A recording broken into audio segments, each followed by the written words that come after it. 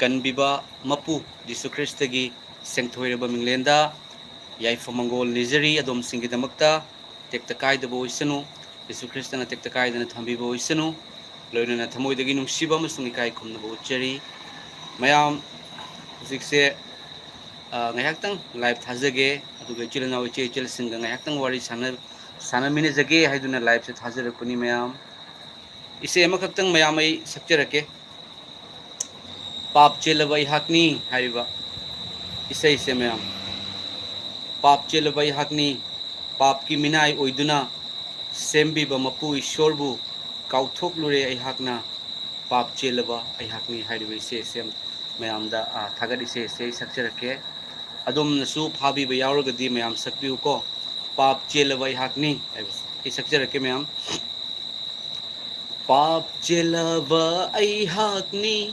पाप की मीनाय ओइदुना सेम्बीबा मापु ईश्वरबु काउथोकलुरे हाकना पाप चेलाबा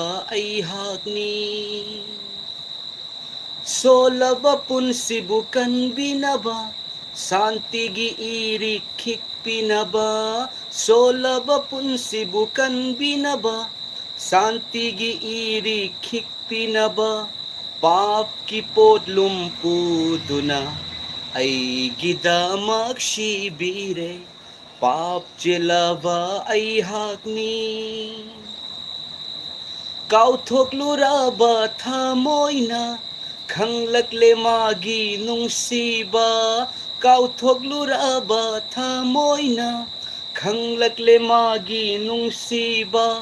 पाप की पोटलुम कोकतुना ईश्वर की माचा ओई जरे पाप चेलाबा हाकनी लौशिले गी थामोइना कनबिबा मापु जिशुबु लौशिले गी थामोइना कनबिबा मापु जिशुबु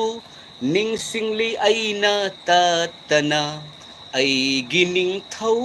गी प्रभु पाप चेलाबा हाकनी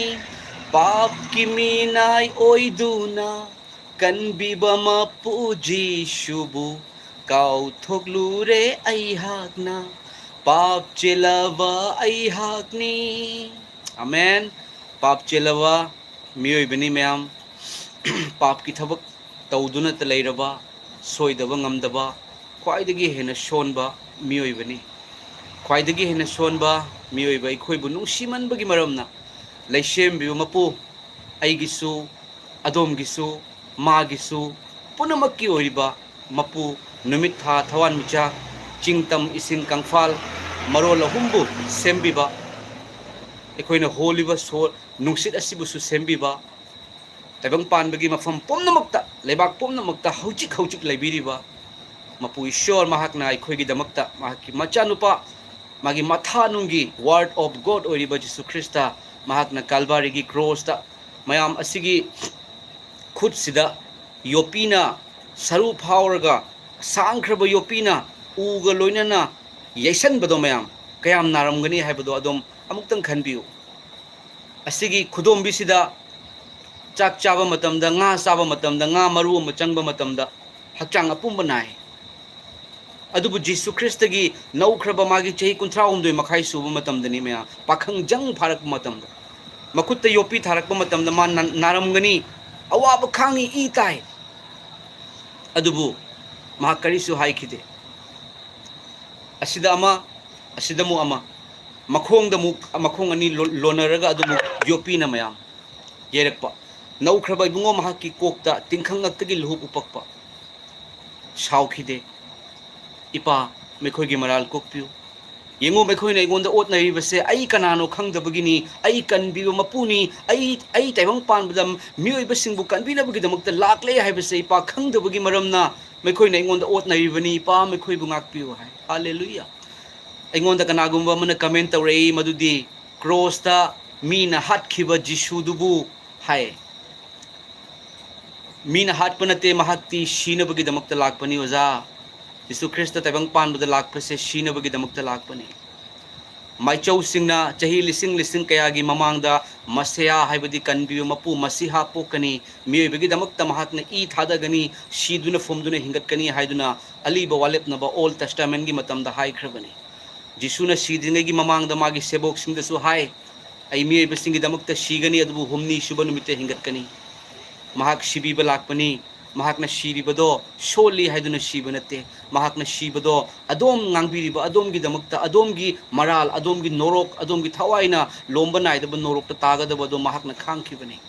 I tabiba yauduna pap kokpiba leite mahakna tariba I do ishor amasung ishorgi ini migi garbhadagi changduna pokpa miyoibagi I ekhoina pap tawraga aina miyoibana pap tawse miyoibagi asengba miyoibagi ina kokpibagi mathau tai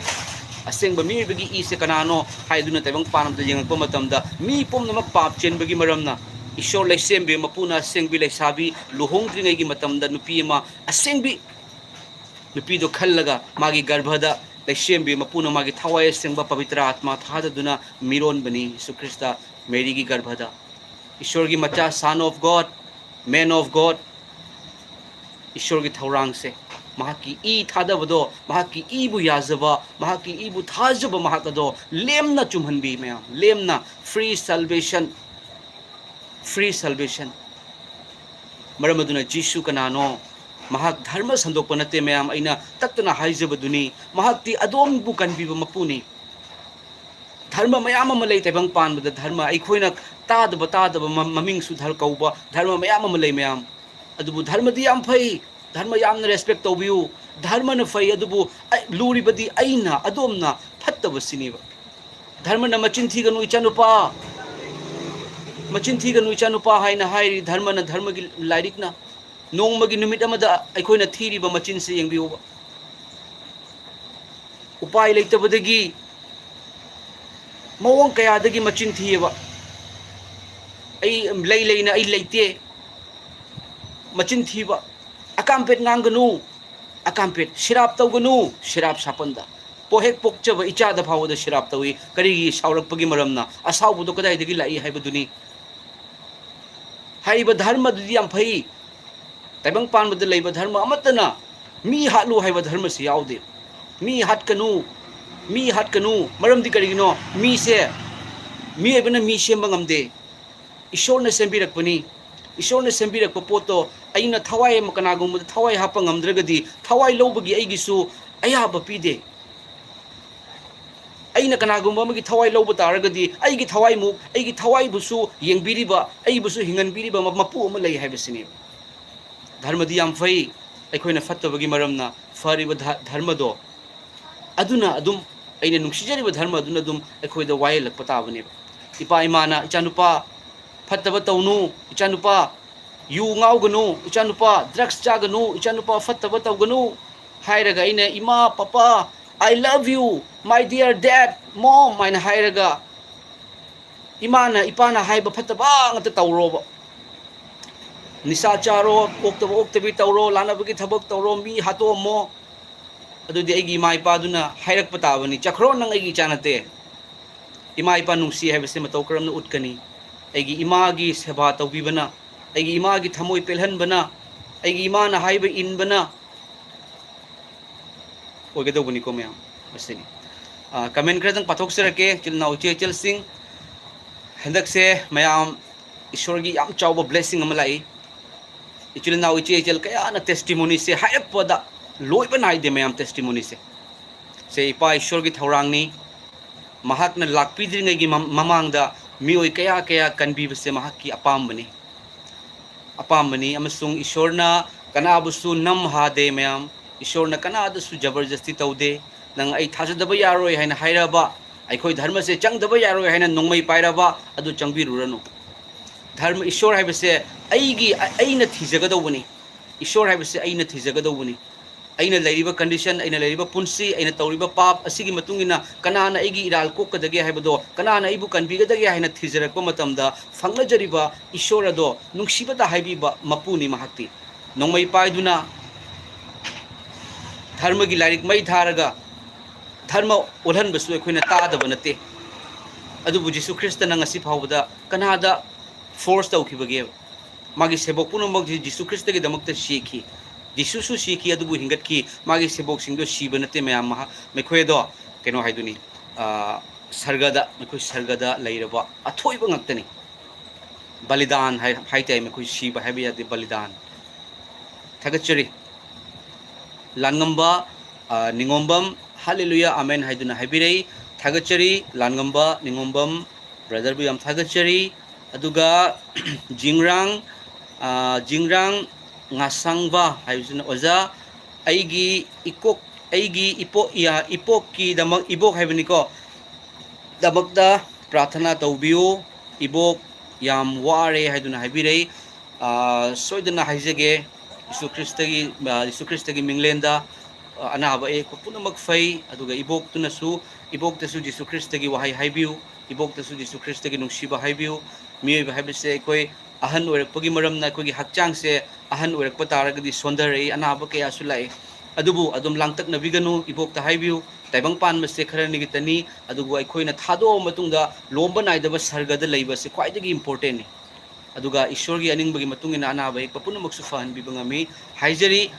adomgi ibok to ipa ishor na ubi na khangbi ipa hariba oja sigi magi mabuk ki damakta prathana tawbiu haina ipa da haijabiu haina hairak pakudingin nachana prathana tawje ipa maramdi kanbi bata pamba kanbi bagi mapu haiduna ipa na YouTube channel gi maming thambiri bani ibok adugi anaba awaba Prabhu Jisu ipa gi mingda ipa na lauthokpiu ipa na thamoi da pangal hapiu thawai da pangal hapiu ipagi machani ipagi machana waba yade naba yade Prabhu Jisu thagachari pa thawai sing mana thabak subiu ipa ishor Jisu Kristo gi mingda khuramjari amen aduga Rahul Singh oza amen haiduna habire amen Rahul Singh brother Nomita Chanu oza isayama saklak o kanbiba Jisu pokle haiba isaydo sister asigi isay se kaya asigi isay se kaya phade kanbiba mapu kanbiba Jisu pokle haiba isaydo sister ay sige se igi net se kaidor gini may amay gi net se ka mahawre